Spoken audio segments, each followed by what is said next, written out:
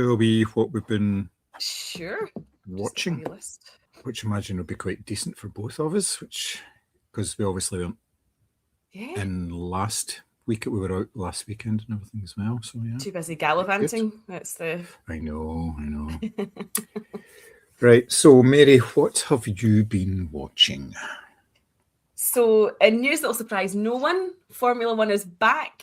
So my Sunday mornings or Sunday afternoons have been spent following that. It's genuinely, if we talk about the film having so much drama, you couldn't write the script for this season. So I've been very much enjoying having that back in my life. But in terms of like serious TV and film, I finished off Joe Nesbo's Detective Hole, which I'd spoken about because I'd seen the first 4 episodes and then completely binged the remaining 5. I tell you something, Joel Kinnaman and Tobias Santelman are so well matched in terms of just like they are perfect adversaries in this, because like physically they both look like they could kick the shit out of each other, but obviously they're in sort of anti-hero and an antagonist for very different reasons. But it's such a good series, and even if you don't necessarily like Nordic noir or whatever you want to call it, this is definitely just a very good crime drama, so well worth seeking out on Netflix. In terms of films, I watched The Hunchback of Notre Dame because it's a bit of a comfort watch, the Disney classic. It does have the best villain song of all villain songs in Disney animated history, obviously Frollo's Hellfire. It's just so good. Shout out to Dave at Well Good Movies because we absolutely love this film and that song in particular. We always send each other wee clips of it whenever we see it on Instagram. So it's just a really good comfort watch. I hadn't mentioned this, but I watched this a few weeks ago, Cocaine Bear, which was the first time I'd ever watched that. That was absolutely batshit in the exact way that I wanted it to be. Did I think I'd be seeing Margot Martindale getting dragged across concrete while she hung out the back of an ambulance because there was a bear chasing her? No, I did not. It was a very, very crazy film and I genuinely had fun with it. So what more can you ask for? I watched a documentary called The Great Hip Hop Hoax, which is the basis for California Scheming, which obviously is coming out on April the 10th. So it was really cool to actually see the story told by the real people. And obviously, with it being like the actual documentary, you got little fleshed out bits of story that obviously didn't make it to the film for whatever reason. And you got to hear more of like what their experience was like as they tried to kind of fake their way into the industry. So that's also on Netflix. So definitely worth having a wee look if you plan to go and see California Scheming, to actually go and look at the true story of the real guys telling it themselves.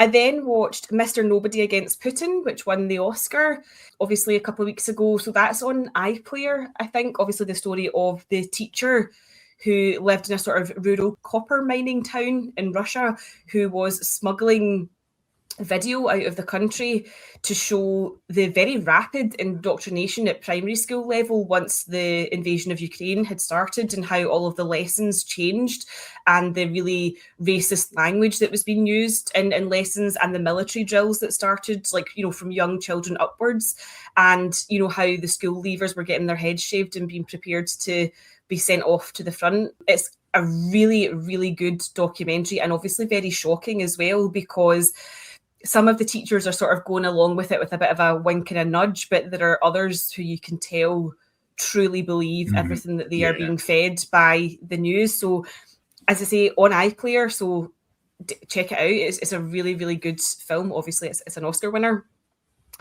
I also watched Peeping Tom this week because it's on Mubi. I have never seen this film, but I've heard it was a career ruiner, obviously, because it was seen as really like salacious and dirty. Now, this came out in 1960, and I've heard it sort of like paired with Alfred Hitchcock's Frenzy, which obviously came out in 1972, so quite a while later. But I'm not going to say I was disappointed, because it is a good film and it's a good thriller, but there's absolutely nothing in it. Like there's no dirt, there's no, like, you don't see the murders, you don't even see so much as a boob. Like, I don't understand why this was seen as this really like dirty little film. It's a good film and there's good performances, but it's definitely not as graphic as I thought it was going to be. So perhaps that says more about me than it says about the film. But like worth watching. It's beautifully lit and beautifully shot, and it does have good moments of tension. It's very sort of Hitchcock-esque, but yeah, I didn't really understand why it was a career ruiner. So moving on then, I also watched The Martian because I obviously loved Project Hail Mary, and I thought I would familiarise myself with another Andy Weir adaptation. So this didn't make me feel as emotional as Project Hail Mary, but I did really enjoy it. I think the performances in it are absolutely excellent, and I always chuckle when I watch films like this because I know I'd be dead within 24 hours. Like, I don't have any skills. I couldn't even grow potatoes despite the fact that I love eating them. So I just thought it was really well done, and obviously emphasised the sort of survival mode of the character, the loneliness of being left behind, and then the guilt of those who have, you know, moved on with the mission. And so yeah, I thought it was really, really good. And last few, I watched Tropic Thunder during the week because I wanted something quite mindless to watch as well. This is one of these films that is obviously really funny and really well done, but you just think you would never get away with that now. And it's not even that old a film, but it's just not something that would ever happen or get made now because of all the various jokes and of course the Robert Downey Jr. and blackface situation. So I also watched The First Wives Club, which again is just a classic. I needed to feel some female rage. And so the thought of Bette Midler, Goldie Hawn and Diane Keaton sort of getting their own back ticked the box really nicely. I love that film. I love the exploration of female friendship. I love this notion of, like, you know, the women have drifted apart because they've all sort of moved on with different career and husbands and all that sort of thing. But obviously it's the death of Stockard Channing's character that brings them back together. And you forget how many people are in this film. So like Sarah Jessica Parker's in it, Elizabeth Berkley's in it, Maggie Smith is in it, Victor Garber as well. Like there's loads and loads of big names that are in this besides the lead three. And of course, you know, it's all leading up to them all singing You Don't Own Me in their fabulous white outfits at the end. So that was great. And finally, I watched The Shape of Water. So it was our wedding anniversary on Thursday. And this is a film that means a lot to us because it's one of the first films I think we went to see together on Valentine's Day when it came out. And we used the poem at the end of the film on our wedding invitations, and our top table was also called The Shape of Water as well. So after a lovely meal together on Thursday, we decided to sit and watch that. And of course, I was bawling by the end of it. So, but I did think it would make quite a good pairing for The Creature from the Black Lagoon, because that is what the character design is based on. So I thought that might be quite an interesting one for our Monsters pod. So yeah, that's everything for me. A bit of a random mix, but it usually is. Yeah, no, good selection. It was nice to see that your piece about Detective Hole did so well on platforms. You were right up there. Yeah, you did miss a trick, of course, by not having the headline featuring something to do with you're just about to get your hole, you know, something like that. But listen, do you know what's really funny? So I obviously think that's an exclusively Scottish phrase because Alex at Nordic Watch List, because our anniversary was the same day as Harry Hole Day, he messaged me saying, "Happy anniversary Hole Day," and I was like, no, that means something really different up here. Yeah. Yeah, because when I said to Leslie, oh, you know, there's a new Nordic drama coming out on Netflix, it's called Detective Hole, and she just kind of looked at me and says, no, it's not like that. And that's what his name is. So, yeah. But, I mean, technically, if you watch them all on the red carpet, they asked them all, how would you pronounce the name? And Joel Kinnaman jokingly said, well, obviously it's Harry Hole, but the rest of them are all giving it Harry Hole. So, and they do say that in the programme the whole way. So, yeah, it just obviously doesn't translate the same. Yeah, brilliant. Oh, and congratulations, by the way, on your wedding anniversary. That was fair. I saw the posts thank you. From both yourself and Chris. My hidden sock photos. Yeah. Obviously, something a very personal thing between the two of you that you like to share on Facebook. No, every time I have to break in a new pair of shoes, Chris laughs at me because, and girls will know this, the best way to break in a pair of shoes is a chunky pair of socks and you walk around in the heels. So I always show them like what socks I've got on because obviously they always look ridiculous compared to the shoes, but for some reason he's kept the photos. No, I shan't ask why. No, I've been through something similar things. If you have to break in a pair of Docs or something like that, then you have to wear big Docs thick are the socks. worst. Oh man, yeah. I've got a pair that what they're called Lancasters, Doc's Lancasters, and they're slightly thinner sole on them, and these things were sort of shiny black leather, and I hadn't worn them, and then I wore them when I was going out for the day, and my feet were in bits at the end of it. It just, it was horrible with blisters and all this. And I haven't worn them since. I just can't bring myself to wear them because you're like, you're going to open up old wounds. Oh yeah, it wasn't good. So yeah, it's not good at all. All right, so I'll move on to what I've been watching. Since I am currently in between work, I've finished my previous one and I've been off for 2 weeks now, and I've got another couple of weeks to go. Lucky duck. May. I know, but so I've been watching a fair amount of stuff, shall we say. So I saw Ready or Not 2 at the cinema, which I really enjoyed. I enjoyed it so much I actually did a review of it for the website. I saw. Great.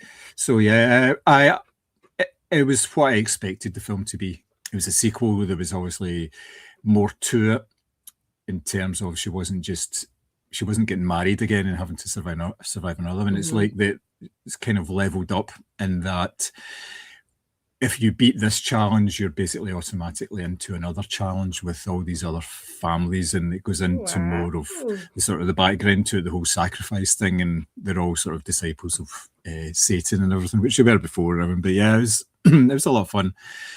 There was, as I say, added elements to it, but the fact that people were exploding and all that again didn't get old at all. Yeah, it was good fun. I enjoyed it. I've seen some pretty sniffy reviews of it, but yeah, it's a comedy horror film. I feel like, there's always sort of these sort of elements, which is fine. I saw Fantastic Voyage, the classic science fiction film. It was on Talking Pictures TV. It's the one where the US have a scientist that holds the secret to prolonged miniaturization, and he has been basically attacked by foreign agents, and he has ended up back in US custody, but he's got a brain problem. He's got a clot in the brain, and it's inoperable. They can't actually get to it because it's basically a place where they can't actually get to in the brain in order to operate. So what they do is they use miniaturization technology to miniaturize a submarine with people in it who can then go into the bloodstream and go into the brain. Shit like this. This is a classic one. This is like one of the like the sort of top-notch sort of B-movie science fiction, and they're injected into the body and they have to travel, and it's like this fantastic world that they're going into that nobody has ever seen. Donald Pleasance is in it. He's probably the biggest name, actually, in it, and it's a really good film, and it's really well done, the way that they're traveling through different parts of the body and everything. And the problem with it, obviously they can do miniaturization, but the problem is it can only last for 60 minutes and then it starts to grow again. So they have to be able to get through the body, and obviously there's all sorts of defenses within the body that attacks foreign objects and all this as well. So yeah, it's a really, really good sort of old sci-fi film. I love stuff like this. I love because you've done it in cartoons and things, and where you have to go inside somebody's body. That for some reason I've always found that really fascinating. Yeah, by chance as well, I was watching Archer, the animated series, and I just started watching an episode of that, and it was the same storyline. It's called Drastic Voyage, and they get injected into a guy in order to get a blood clot, and that's really funny as well, because Archer is convinced that when you get miniaturized and you get put into a body, then you become weightless, and they keep saying, you're not in space, you're in a body. And he says, no, it definitely happens and all that. And he says, well, do you know anything about submarines? And he says, yeah, and he lists off maybe about 7 or 8 different submarine films, and he's really pleased with himself. And then somebody says, and how many times were the people inside the submarine floating? And he's going, oh. so that was I love that show. It's so good. I know. It's a nice wee companion piece to it as well. So yeah.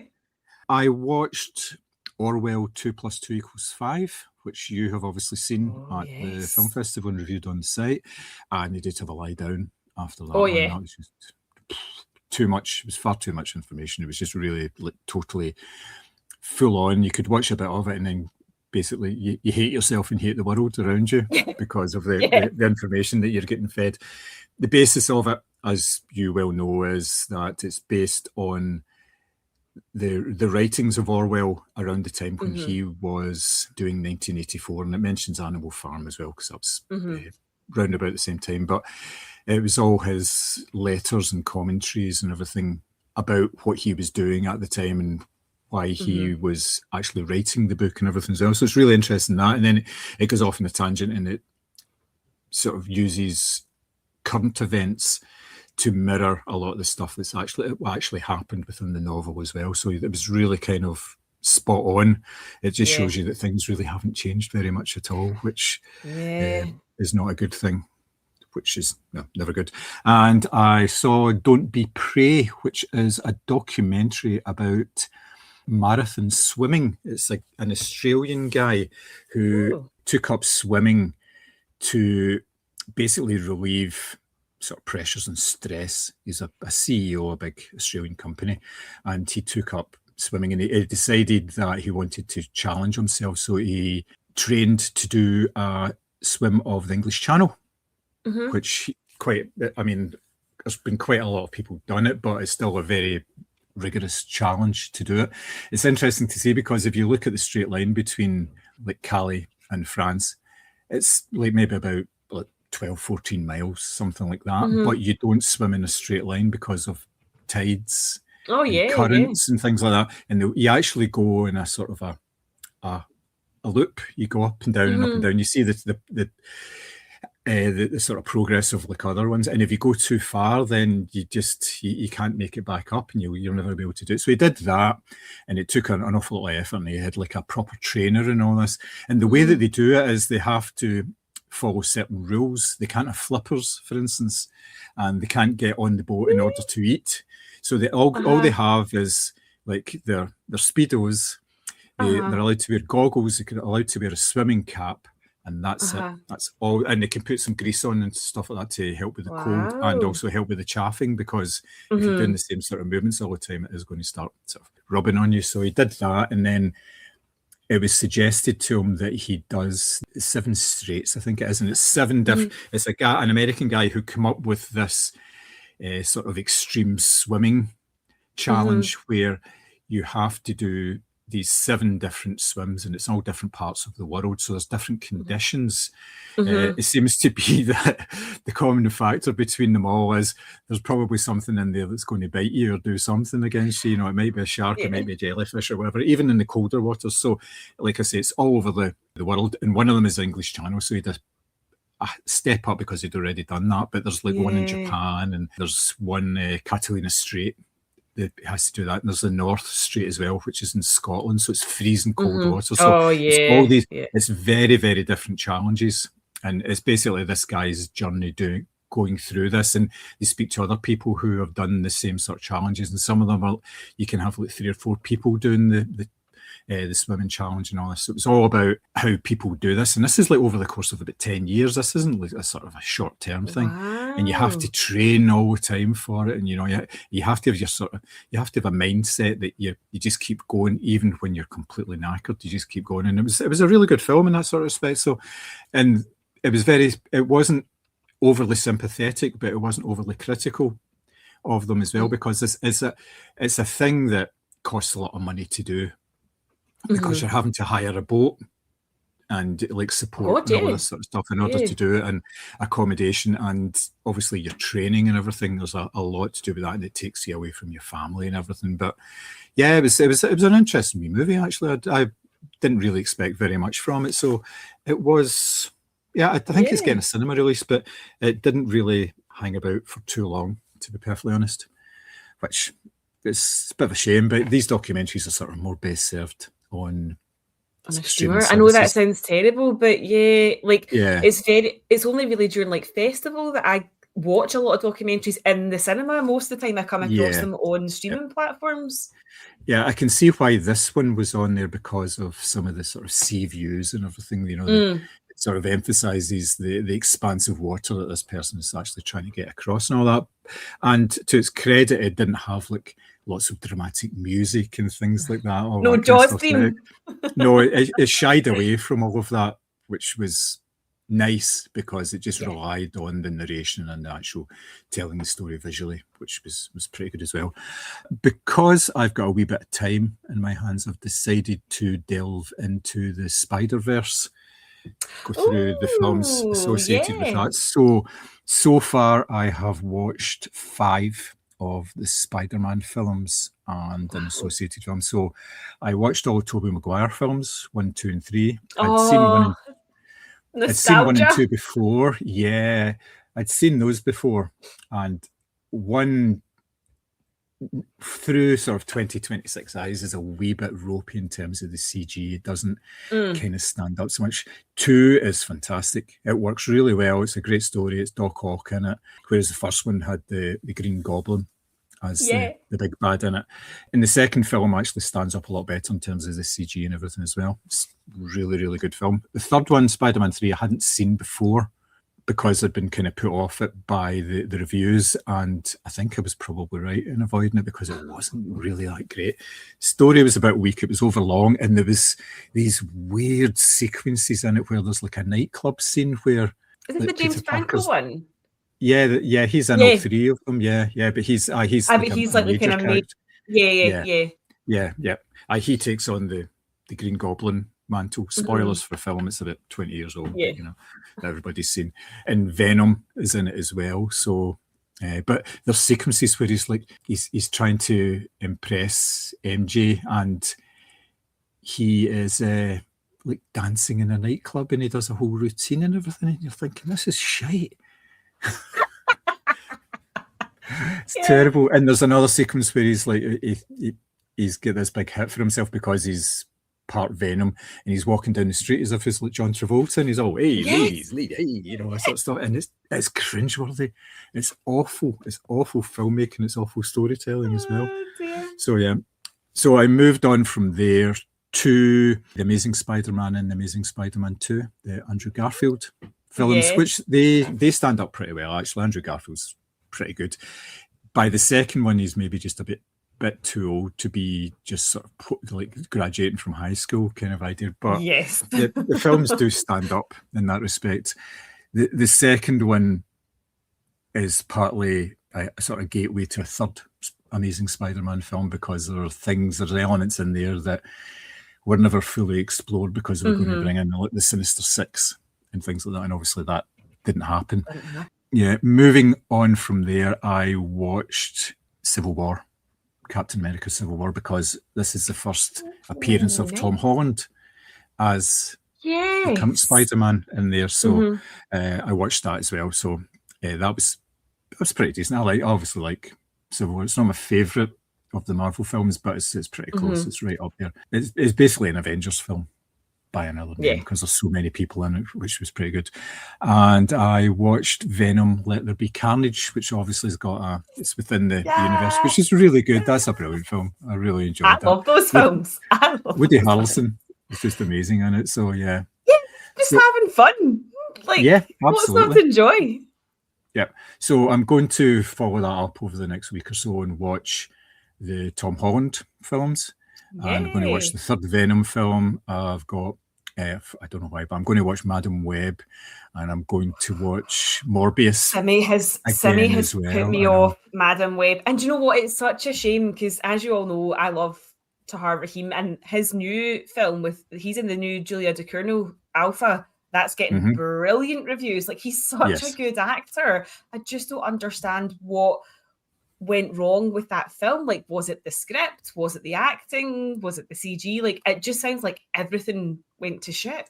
Yeah, I think it was an element of everything that caused problems with it, and I think they basically just dumped it in the end because they just wanted it out there and rid of it.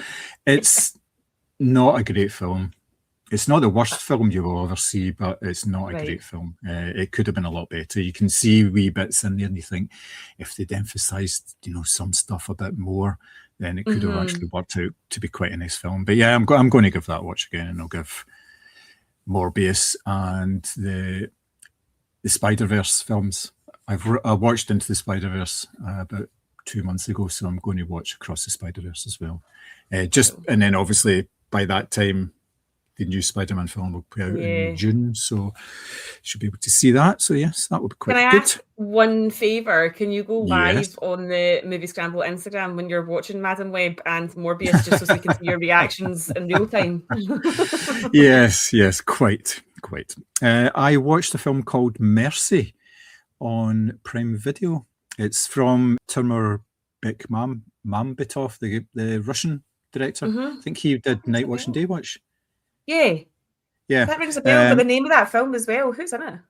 No, there's been a couple of films called Mercy. There was a courtroom drama with Michael B. Jordan, which was that's from a couple of years ago. This is Chris Pine. It's a sort of set in the future where courts are there's this new initiative where it's an AI court, and it just uses the evidence in order to convict someone. Ooh. And one of the earlier uptakers in terms of the police is this detective played by Chris Pine, and he actually finds himself accused of murder, and he has 90 minutes in order to prove his innocence. And the whole of the film is him sitting in a chair speaking to the AI judge, who is played by Rebecca Ferguson. I have heard, because she was promoting this on a TV show that I was watching, and is it Chris Pratt? I thought it was Chris Pratt. Oh, it's Chris Pratt. Yeah, you're right. It's Chris Pratt. It's not Chris Pine. Yes, yeah. Sorry, because it's basically just him. Fair enough. It happens to me all the time. It sounds like a lot of him just sort of facing the camera and talking. Yeah. It shows you wee bits, but yes, it's very much it's well done, but it is just either him or her on screen most of the time, and they use video calls to other people in order to get bits of information. And the story is actually fairly decent, and because he's a police detective, he's able to sort of delve into all of the sort of witness statements and all of the evidence that's there in order to try and figure out what's going on. And at the start of it, he's given a percentage guilt, perceived guilt, and it has to be, if it's above 98%, then he's basically done by the end of it. And it's like lethal injection at the end of it. It's not as if there's any sort of other trial. It's sort of final. This is it.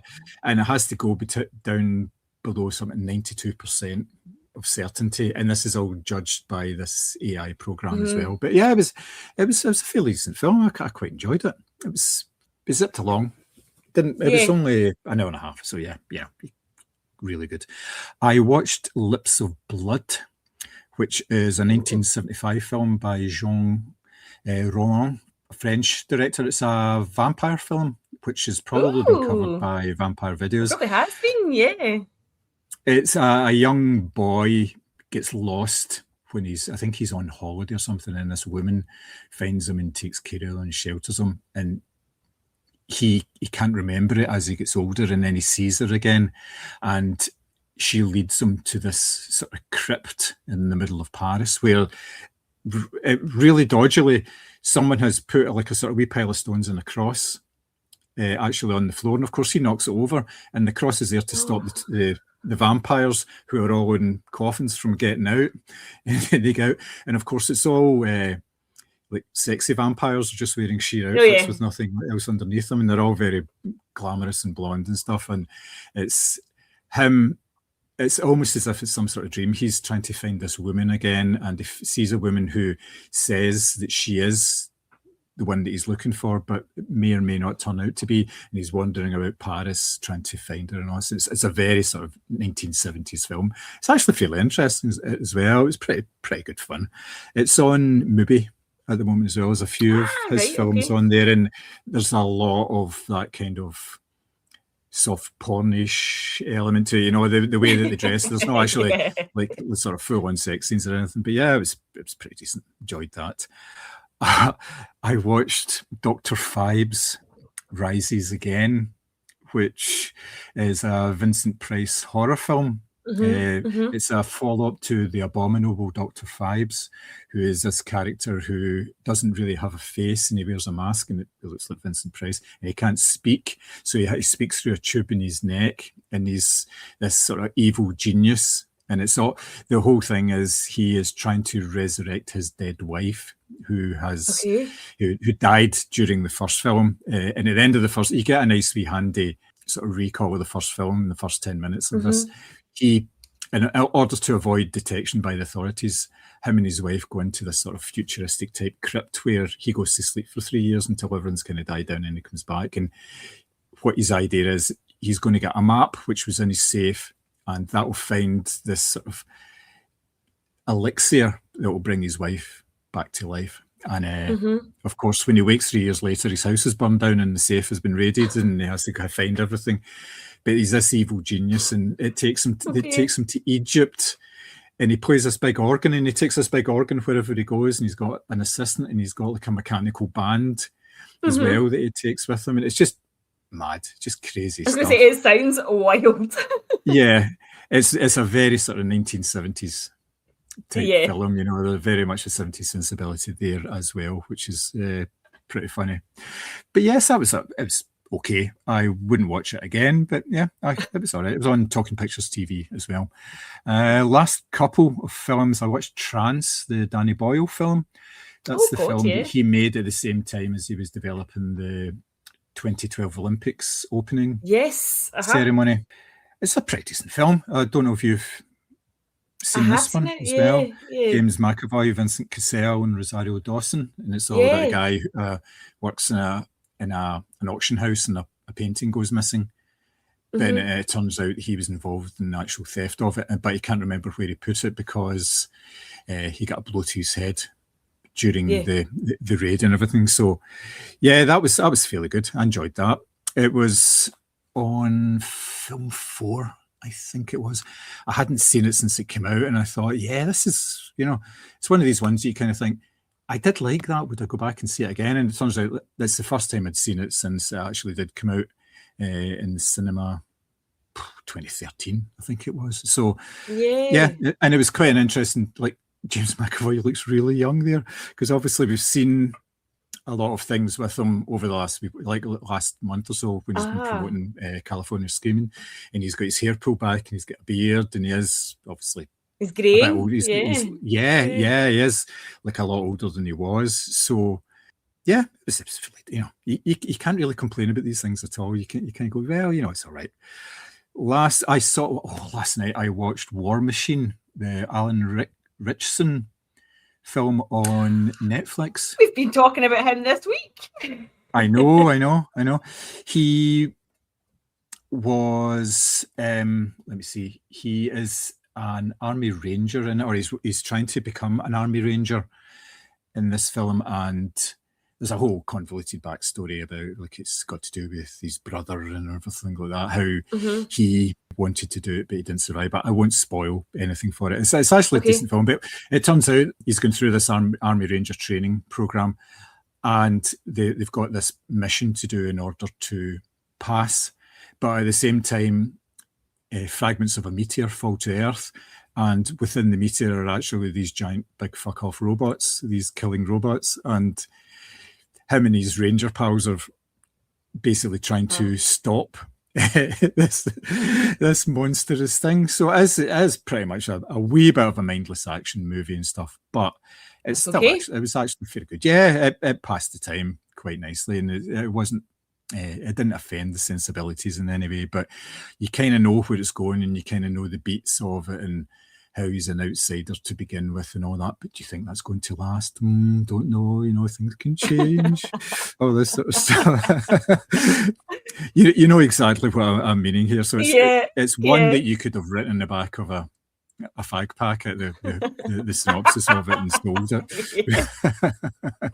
more than anything else. But yeah, that was fairly decent. That was quite a nice way to spend an evening. And finally, I watched the Anderson tapes, which is from 1971. I saw that in Talking Pictures TV.